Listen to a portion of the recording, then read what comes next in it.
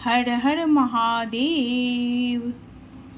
शिव पुराण में पतिव्रत धर्म का पालन करने के लिए इस तरह दिया गया है।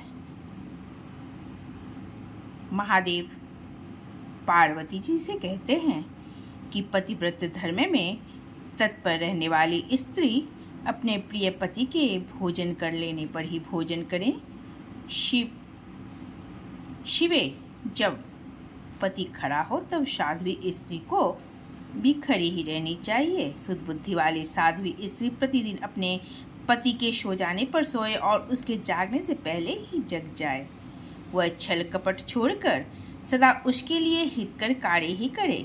शिवे साध्वी स्त्री को चाहिए कि जब तक वस्त्रभूषणों से विभूषित न हो ले तब तक वह अपने को पति की दृष्टि के सम्मुख न लाए।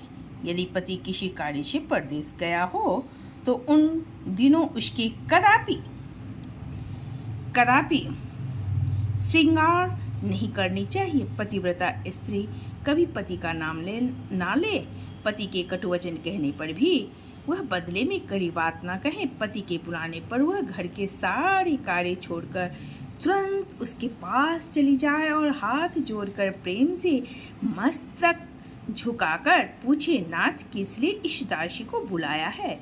मुझे सेवा के लिए आदेश देकर अपनी कृपा से अनुग्रहित कीजिए। फिर पति जो आदेश दे उसका वह प्रसन्न हृदय से पालन करे। वह घर के दरवाजे पर देर तक खड़ी न रहे, दूसरे के लिए न जाए। कोई गोपनीय बात जानकर भी एक के सामने उसके प्रकाशित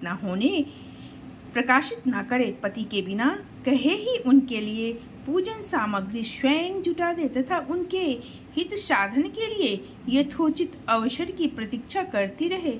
पति की आज्ञा लिए बिना कहीं तीर्थ यात्रा के लिए भी न जाए।